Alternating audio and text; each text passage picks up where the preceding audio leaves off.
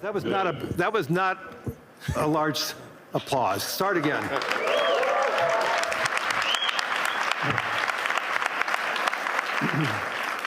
That's better. Thank you. Yeah, we're going to make this interesting. How many quotes are you going to want that are going to be after this session? I don't know. I mean, 5. Okay. So good afternoon, everyone. It's great to see everybody here. It's been an amazing week here in Davos. Hopefully everybody saw that we are having conversations here. Hopefully everybody agrees. There are some conversations that we may have disagreed. There's many conversations that we may have agreed, but through those conversations, and I think today's result with a peace agreement earlier today, the World Economic Forum is here to have those conversations, to have understandings, and also resolution. So it's an important component of who we and what we are, and I'm thrilled to have Elon Musk here. He came all the way from California to be here to see all of you. So thank you, Elon. You're most welcome. I heard about the formation of the Peace Summit, and I was like, is that PIEC? You know, a little piece of Greenland, a little piece of Venezuela. we got one. All we want is peace. Okay, I'm going to, as I said, I'm a pretty proud CEO of BlackRock since we went public. The compounding return of BlackRock to our shareholders was 21%. Since Elon took Tesla public, his compounded return is 43%. This is just another advertisement for everybody, especially for Europeans. This is why more citizens should be investing with growth, investing with their countries. Imagine if a lot of pension funds invested with Elon when Tesla went public, and how much return would all the pension funds that invested side by side with Elon and the growth. So a spectacular return. There's very few companies. Well, I don't think there's any other company as large as Tesla today that has that compounded return. So congratulations. Oh, thank you. It's a good measurement. Well, we have an incredible team at Tesla, and that's the reason.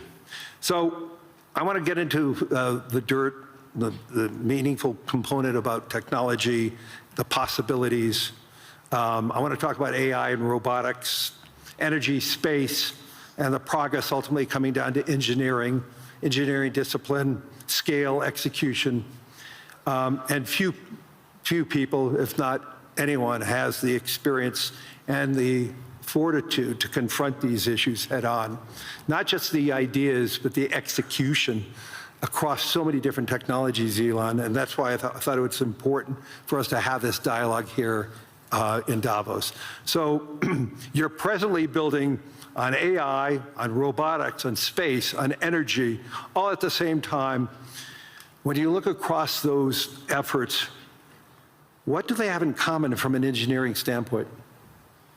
Well, they're all very difficult technology challenges, but the overall goal of my companies is to maximize the future of civilization, like basically maximize the probability that civilization has a great future, and to expand consciousness beyond Earth. So if you take SpaceX, for example, that SpaceX is about advancing rocket technology to the point where we can extend life and consciousness beyond Earth, to the moon, to Mars, eventually to other star systems.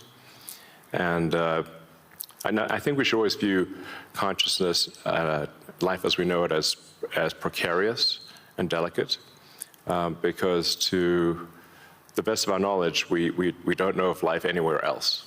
You know, I'm often asked, are there aliens among us?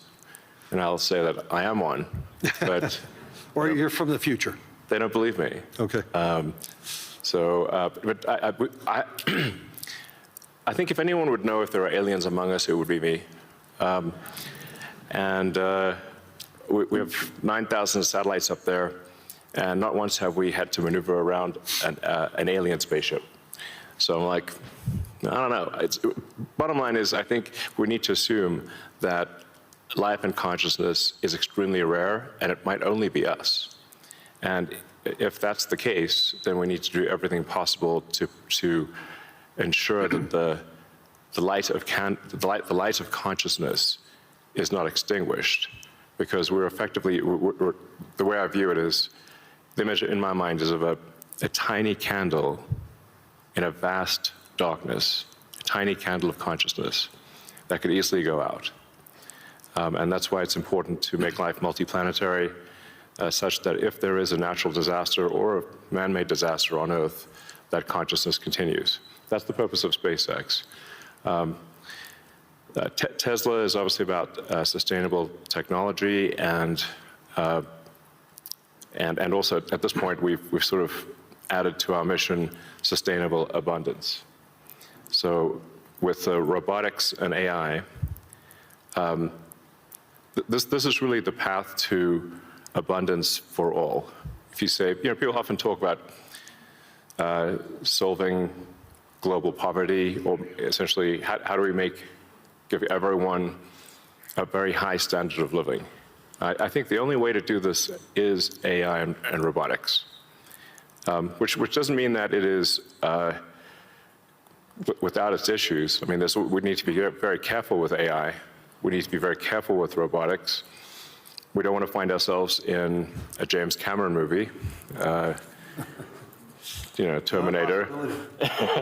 He's got great movies, love his movies, but we don't want to be in Terminator, obviously. But if you have ubiquitous AI that is essentially free or close to it, and ubiquitous robotics, then you will have an explosion in the global economy, an expansion in the global economy that is truly beyond all precedent. Elon, can that expansion be broad? Yes. Or is it narrow?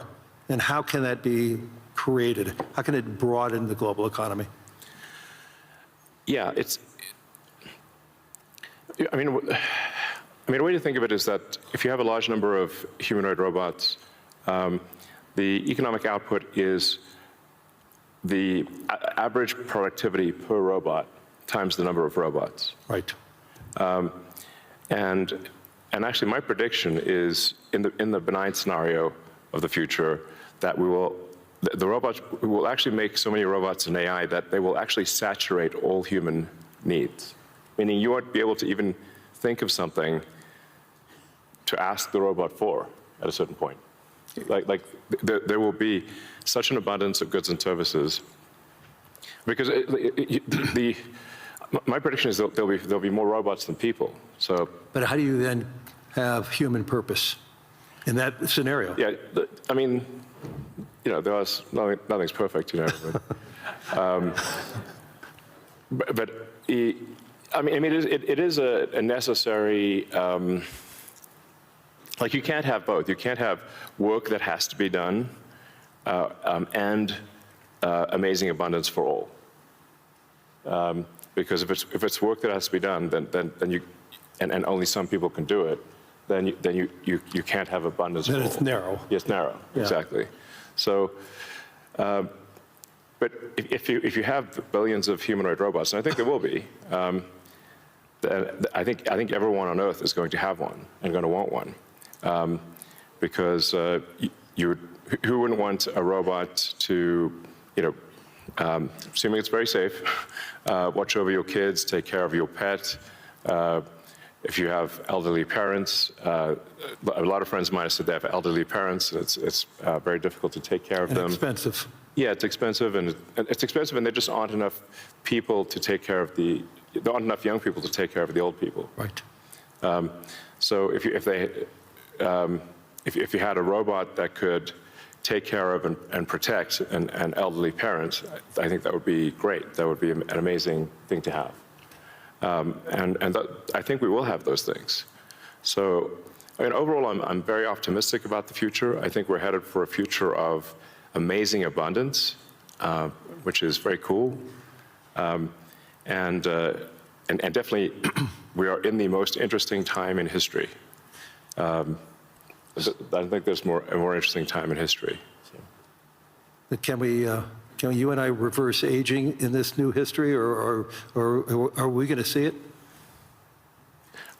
You know, I haven't put much time into the aging stuff. I do think it is a very solvable problem. Like you can, I think when we figure out what causes aging, I think we'll find it's incredibly obvious. It's not a subtle thing. The reason I say it's not a subtle thing is because all the cells in your body, you know, with some pretty much age at the same rate. Right. I've never seen someone with an old left arm and a young right arm ever in my life. So why is that? That means that there must be a clock, a synchronizing clock, Right. that is synchronizing across 35 trillion cells in your body.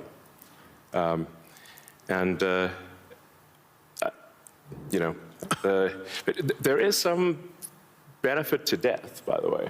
It's like there's a reason why we don't actually have a longer lifespan, because if people do live forever for a very long time, I think there's some risk of an ossification of society, of things just getting kind of locked in place, and you know, it just may become stultifying, just not lack vibrancy. But that said, do I think we'll figure out ways to extend life and maybe even reverse aging? I think that's highly likely. I'm looking forward to that. Yeah. So in the future that you talk about, the AI models, autonomous machines, rockets, depends on massive increases in compute, massive increases in energy, expensive energy, manufacturing scale. What are the bottlenecks to get there? And that, once again, with all that expenditures, again, how can we make sure that it's broad and not narrow?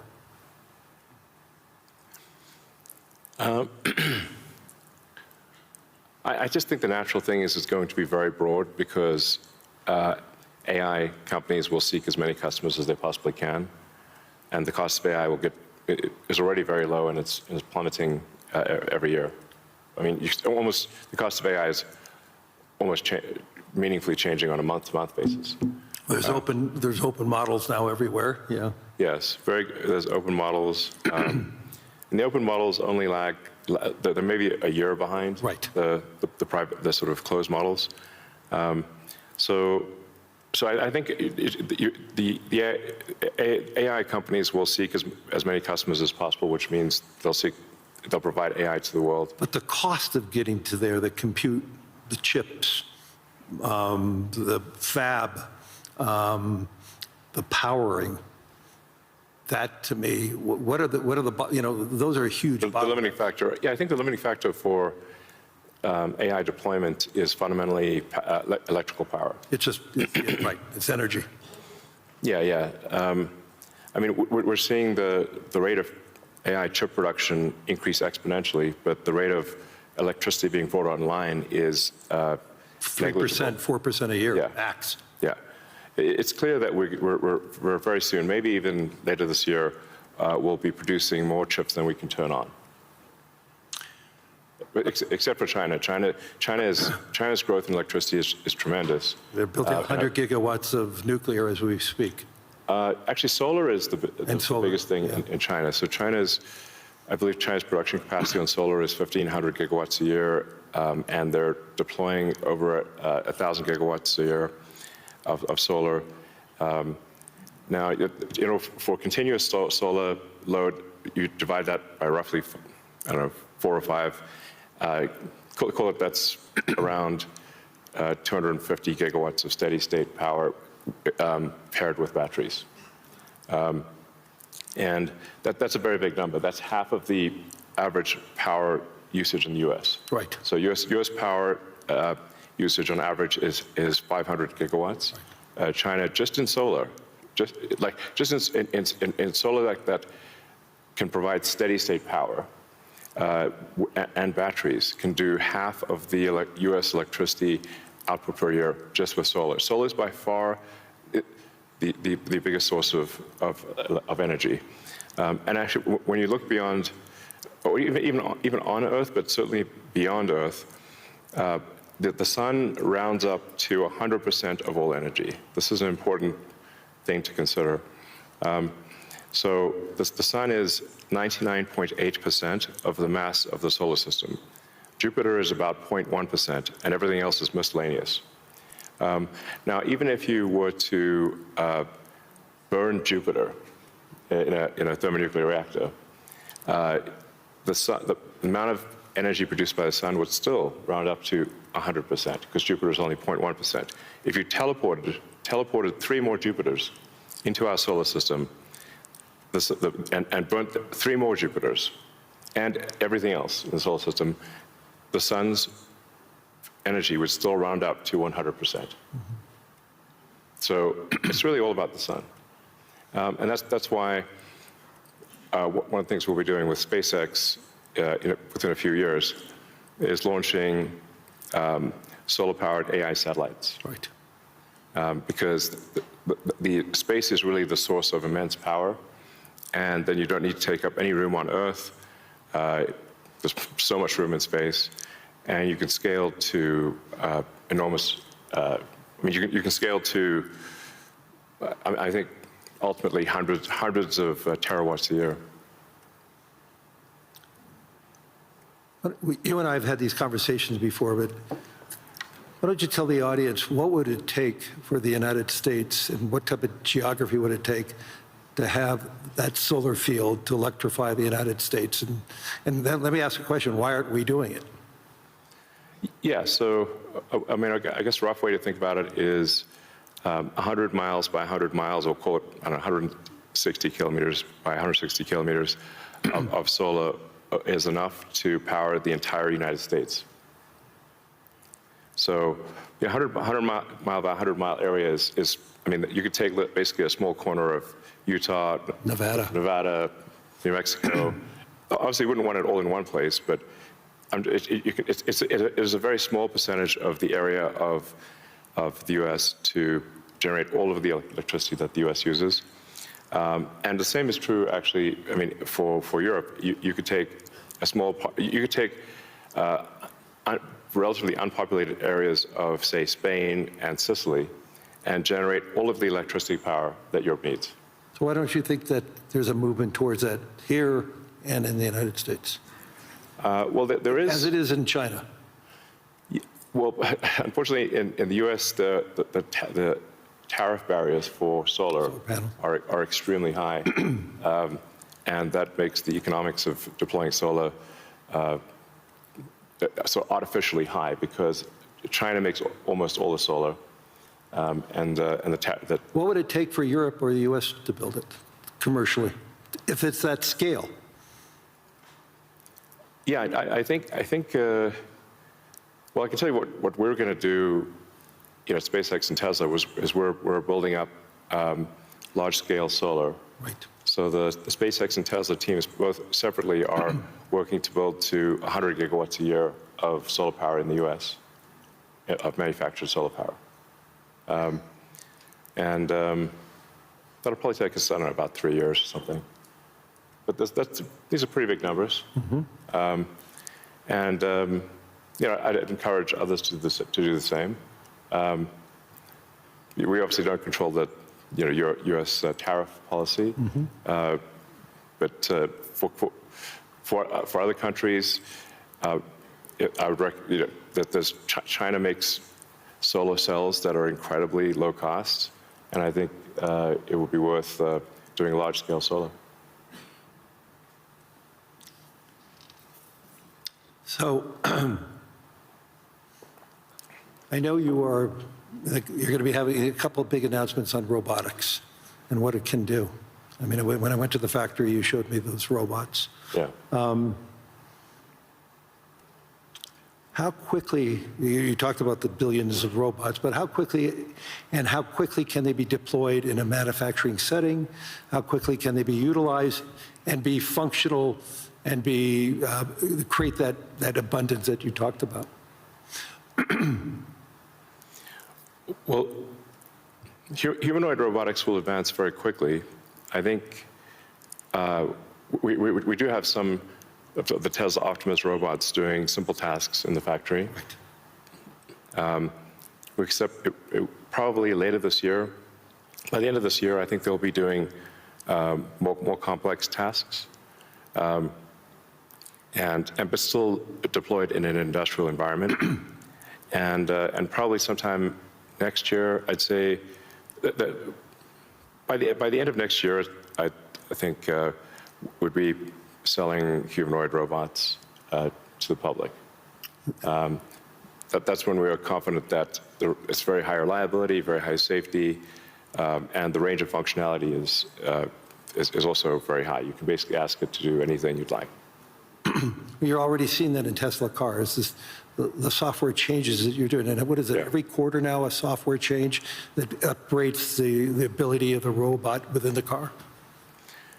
Yes, the Tesla full self-driving software, we update it sometimes once a week.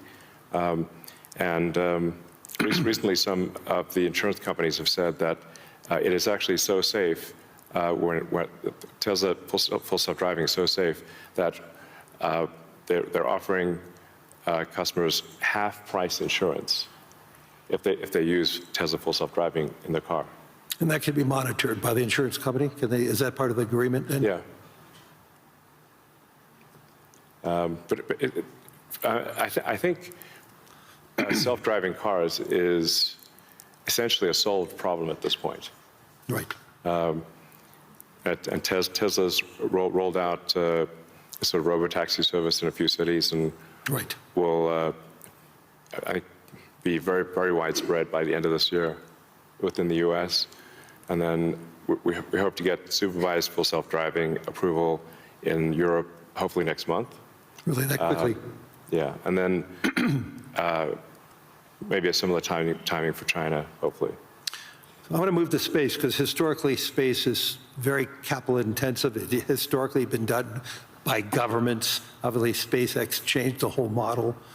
But we've seen it slow to scale, and now I'm starting to see it ramping up in what you're doing and other things.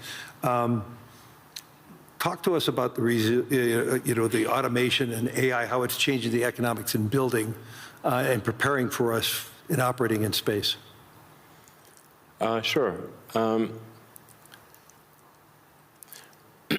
Well, the key breakthrough the major breakthrough that SpaceX is hoping to achieve this year is full reusability. So no one has ever achieved full reusability of a rocket, which is very important for the cost of access to space. We've achieved partial reusability with Falcon 9 by landing the boost stage. We've now landed the boost stage over 500 times. But we have to throw away the upper stage. The upper stage sort of burns up on reentry for Falcon 9. So, and the cost of that is equivalent to a small to medium-sized jet. So, but with Starship, which is a giant rocket, it's the largest flying machine ever made. That's the rocket that you're using for the idea of going to Mars, right? Yeah, Mars and the Moon, as well as for high-volume satellite stuff. So, Starship. Hopefully this year we should prove full reusability for Starship, which will be a profound invention because the cost of access to space will drop by a factor of 100 when you achieve full reusability. Right. It's the same sort of economic difference that you would expect between, say, a reusable aircraft and a non-reusable aircraft. Like if you have to throw your aircraft away after every flight, that would be a very expensive flight. But if you only have to refuel, then it's the cost of the fuel. And so that's really the fundamental breakthrough that gets the cost of access to space, we think, below the cost of freight on aircraft. So, you know, under $100 a pound type of thing easily. Wow. So it makes putting large satellites into space, very low, very cheap. And then when you have solar in space, you get 5 times more effectiveness, maybe even more than that, than solar on the ground, because it's always sunny. It's cold. It's always sunny, so you don't have a day-night cycle or seasonality or weather, and you get about 30% more power in space because you don't have atmospheric attenuation of the power. Right. The net effect is solar is 5 times more.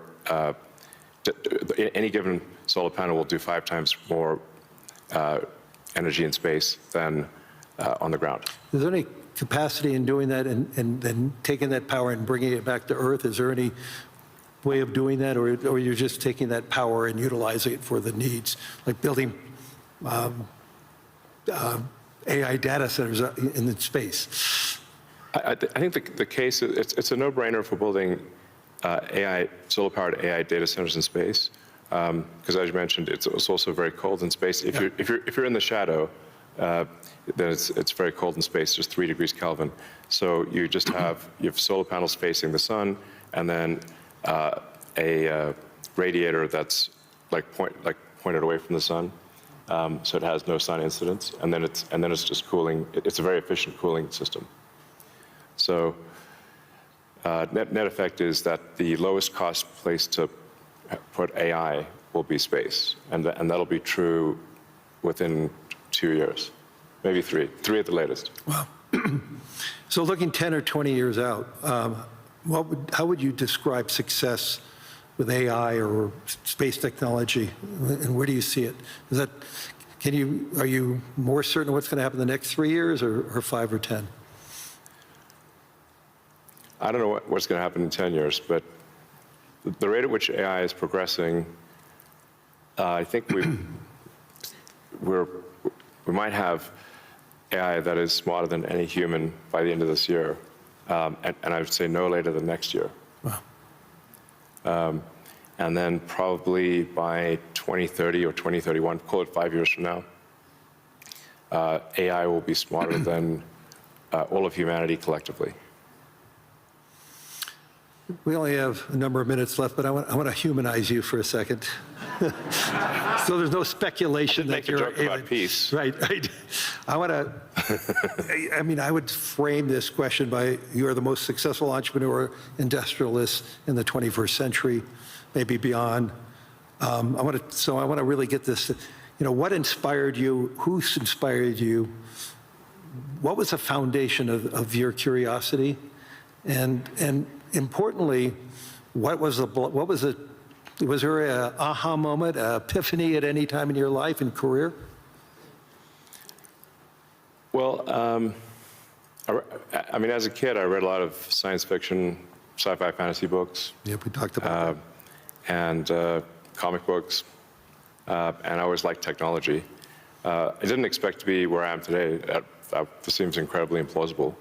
But I was inspired by reading about books about the future, about science fiction, and I guess I want to make science fiction not fiction forever. At some point, turn science fiction to science fact. We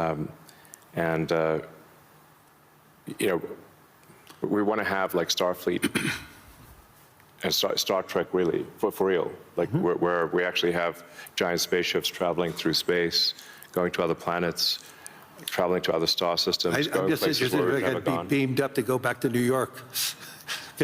I'd like to just be beamed back to New York instead of flying. Yeah. Talking about Star Trek. No, I guess my essential, what I would call the philosophy of curiosity. I'd like to understand the meaning of life. Is the standard model of physics correct regarding the beginning of life, beginning of existence, and the end of the universe? What questions do we not know to ask that we should ask? And AI will help us with these things. So I'm just trying to understand, how do we get here? What's going on? What's real? Are there aliens? Maybe there are. And if we've got spaceships that are traveling to other star systems, we may encounter aliens, or we may find many long-dead alien civilizations. But I just want to know what's going on. I'm curious about the universe, and that's my philosophy. Do you see yourself ever going to Mars in your lifetime?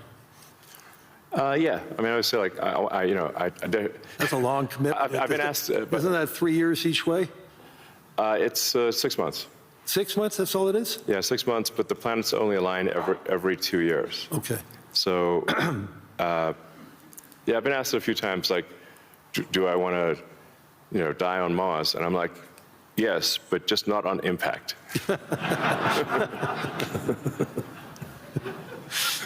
That's a good answer. Anyway, we're out of time. Hopefully everybody enjoyed this. I mean, there's so many myths around Elon Musk. I could tell you he's a great friend, and I constantly learn so much from him. And I'm totally inspired by what he has done. I've been inspired who he is, and I'm totally inspired by his vision of the future. And I don't think it's such a bad future, and I agree with his optimism. So, Elon, thank you. Any last words? Well, I think my last words would be, I would encourage everyone to be optimistic and excited about the future. Good. And generally, I think for quality of life, it is actually better to err on the side of being an optimist and wrong rather than a pessimist and right. On that note.